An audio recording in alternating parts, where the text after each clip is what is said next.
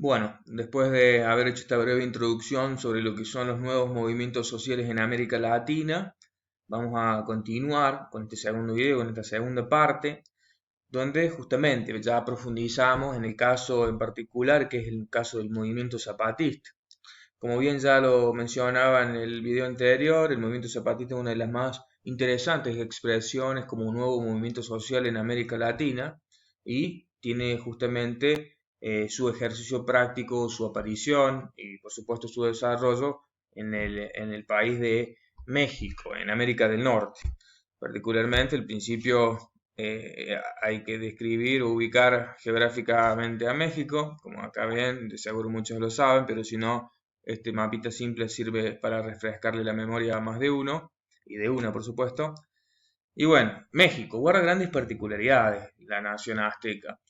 En principio podríamos decir que a partir de la Revolución Mexicana, allá del principios del siglo XX, que ya seguro lo han abordado en la propia materia con las profesoras, con Virginia o con Marcela, eh, vivió una historia política del siglo XX bastante convulsionada. Si bien no tenía los ribetes que tuvo el proceso de la Revolución Mexicana, pero tuvo sus tensiones. Pero hay también un dato muy particular y muy interesante de la realidad mexicana, que es que en México gobernó con diferentes matices, orientaciones ideológicas y demás, un mismo partido político. En primera medida, en primera instancia, fue el Partido Nacional Revolucionario o el Partido Nacionalista Revolucionario, que surge en el marco de la Revolución Mexicana. Tiempo después pasa a llamarse Partido de la Revolución Mexicana y ya más en la contemporaneidad es el Partido Revolucionario Institucional que hasta el día de hoy preserva esa denominación, que es muy interesante ver cómo ha no solo modificado su nombre, pero por supuesto, siendo el mismo partido, pero sí sobre todo ha tenido una gran mixtura y ambivalencia en las posiciones políticas, ideológicas y de hecho concepciones tanto de orientar o de gestionar el Estado, como bueno, han sido parte de los climas de época que supieron con mucha astucia poder adecuarse. Hay tres características fundamentales del sistema político mexicano. En principio, como bien lo mencionaba hace rato, o lo vengo mencionando, tiene un sistema o un partido político fuerte, que en el ámbito de la ciencia política podemos considerar que existe un partido hegemónico, no monopólico, no partido único, pero sí es hegemónico. Existen otros partidos políticos, pero nunca llegaron, por lo menos hasta el proceso que vamos a analizar en esta clase, a tener un protagonismo interesante que llegue a disputar o lograr el poder del Estado. Otra característica interesante es un fuerte presidencialismo, que es algo, si se quiere, característico también de casi todos los países de Latinoamérica, donde el presidente tiene mucha relevancia en las decisiones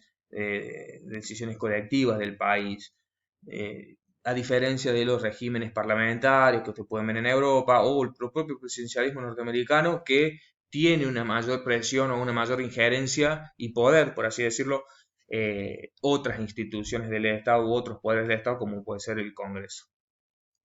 Y otra característica interesante que atraviesa México durante casi todo el siglo XX es un fuerte o un ejercicio muy autoritario del poder. Es decir, el poder lo ejerce el presidente, es centralizado y a veces, si se quiere, recurre a métodos,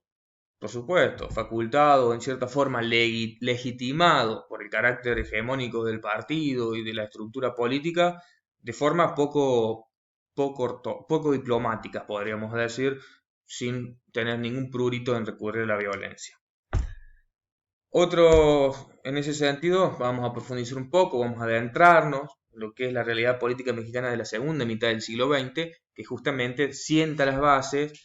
para lo que es la organización y la irrupción pública del zapatismo.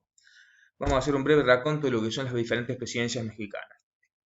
Gustavo Díaz de Ordaz, quien fue presidente durante el 1964 y 1970, y después el presidente que lo sucedería, que es Luis Echeverría,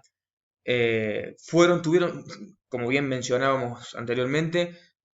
Los presidentes mexicanos tuvieron una gran capacidad de moldearse a las circunstancias históricas. Por ejemplo, estos dos presidentes tuvieron una fuerte intervención o pregonaron una fuerte intervención del Estado en la realidad económica y política del país.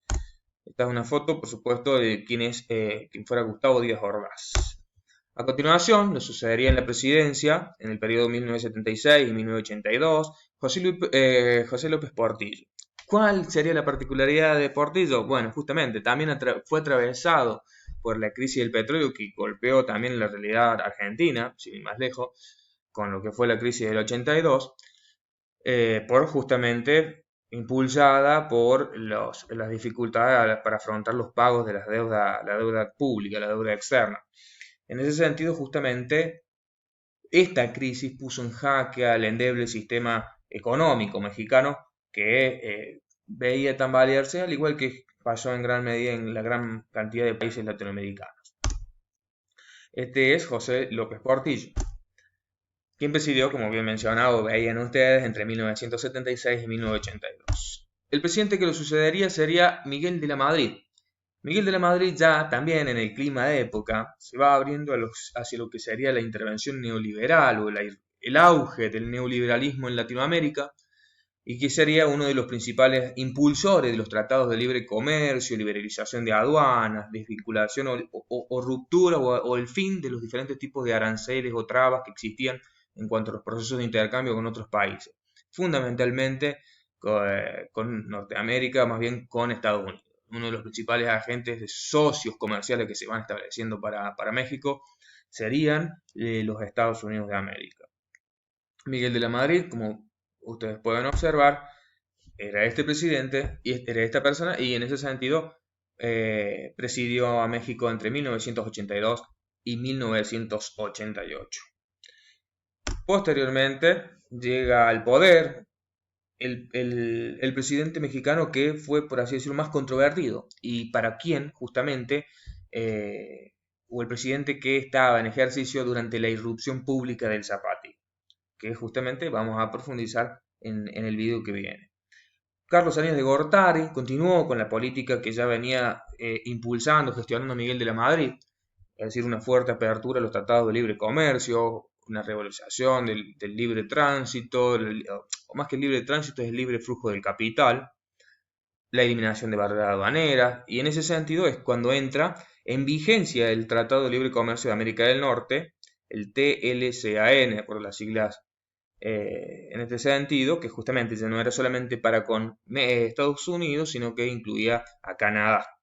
Ese fue un tratado sumamente controversial porque en los anales o en las justificaciones que tendría el zapatismo sería justamente la fecha icónica del 1 de enero de 1994 como el hito histórico que marcaría la irrupción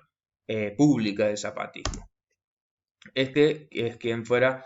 Carlos Salinas de Gortari. A continuación lo precedería, por supuesto,